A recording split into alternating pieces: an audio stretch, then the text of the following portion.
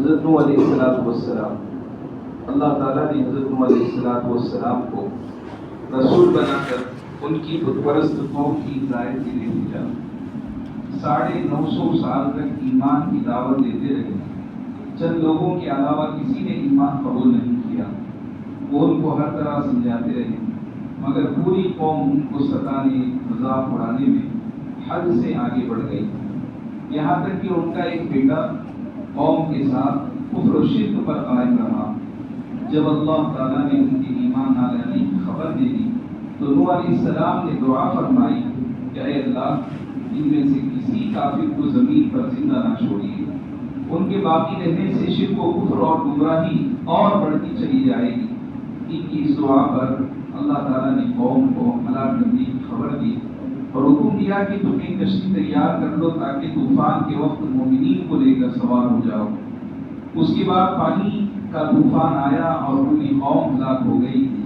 1 ماہ گزرنے پر طوفان ختم ہوا اور آپ محرم کی 10ویں تاریخ کو کشتی سے اترے اور شکرانے کے طور پر روزہ رکھا۔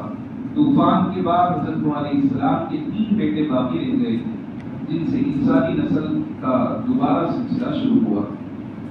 اللہ کی قدرت، پانی اللہ تعالیٰ کی بہت بڑی نعمت ہے جس پر سارے جانداروں کی زندگی کا دار و مدار ہے۔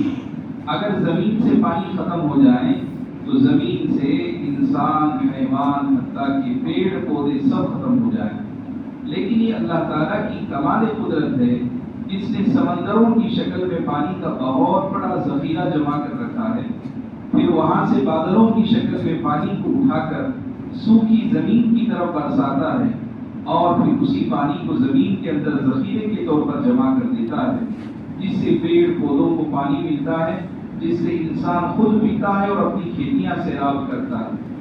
اللہ تعالیٰ نے اپنی اس قدرت کو قرآن کریم میں بیان فرمایا ہے کہ ہم ایک اندازے سے آسمان سے پانی برساتے ہیں، پھر اس کو زمین میں روکے رکھتے ہیں اور اس کو لے جانے اور ختم کر دینے پر بھی ہم قادر ہیں۔ ایک فرض کے بارے میں رسول اللہ صلی اللہ علیہ وسلم نے فرمایا، جو شخص عشاء کی نماز جماعت کے ساتھ پڑھ لے گویا اس نے آدھی رات عبادت کی، اور جو فجر کی نماز جماعت سے پڑھ لے گویا اس نے ساری رات عبادت کی۔ ایک سنت کے بارے میں رسول اللہ صلی اللہ علیہ وسلم نے دودھ پیا اور کلی فرمائی اور فرمایا کہ اس میں چکنائی ہوتی ہے، ایک اہم عمل کی فضیلت۔ رسول اللہ صلی اللہ علیہ وسلم نے فرمایا، جو شخص کسی روزے دار کو روزہ افطار کرائے اس کے لیے گناہوں کے معاف ہونے اور آگ سے خلاصی کا سبب ہوگا، اور روزے دار کے ثواب کے معنی اس کو ثواب ملے گا، مگر روزے دار کے ثواب میں سے کچھ کم نہیں کیا جائے گا۔ صحابہ نے عرض کیا، ہم میں سے ہر شخص اتنی طاقت نہیں رکھتا کہ افطار کرائے، تو آپ نے فرمایا کہ ثواب تو اللہ تعالیٰ ایک کھجور سے کوئی افطار کرا دے یا 1 گھونٹ پانی پلا دے یا 1 گھونٹ دودھ پلا دے، اس کو بھی مرحمت فرما دیتے ہیں۔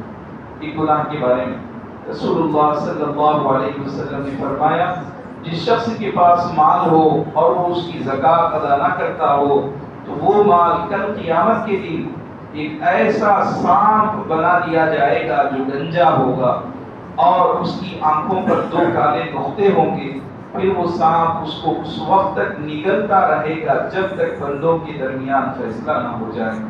اللہ ہماری حفاظت فرمائے۔ دنیا کے بارے میں رسول اللہ صلی اللہ علیہ وسلم نے فرمایا، جو شخص آخرت کے کسی عمل سے دنیا چاہتا ہو اس کے چہرے پر لعنت ہوتی ہے، اس کا ذکر مٹا دیا جاتا ہے اور اس کا نام دوزخ میں لکھ دیا جاتا ہے۔ طب نبوی سے علاج رسول اللہ صلی اللہ علیہ وسلم نے فرمایا، تم اس کلونجی کو استعمال کرو کیونکہ اس میں موت کے علاوہ ہر بیماری کی شفا موجود ہے۔ فائدہ، علامہ ابن القیم رحمۃ اللہ علیہ فرماتے ہیں، اس کے استعمال سے پیٹ کا گیس ختم ہو جاتا ہے، بلغمی بخار کے لیے نفع بخش ہے۔ اگر اس کو پیس کر شہد کے ساتھ معجون بنا لیا جائے اور گرم پانی کے ساتھ استعمال کیا جائے تو گردے اور مثانے کی پتری کو گلا کر نکال دیتی ہے۔ قرآن کی نصیحت، قرآن میں اللہ تعالیٰ فرماتا ہے، اے لوگو زمین کی حلال اور پاکیزہ چیزیں کھاؤ اور شیطان کے نقش قدم پر مت چلو، وہ تمہارا کھلا ہوا دشمن ہے، وہ تم کو برائی اور بے حیائی کی باتوں کا حکم دیتا ہے اور اس بات کا حکم دیتا ہے کہ تم اللہ کے متعلق ایسی بات کہو جس کی تمہیں کوئی جانکاری نہیں۔ اللہ پاک ہم سب کو عمل کی توفیق نصیب فرمائے۔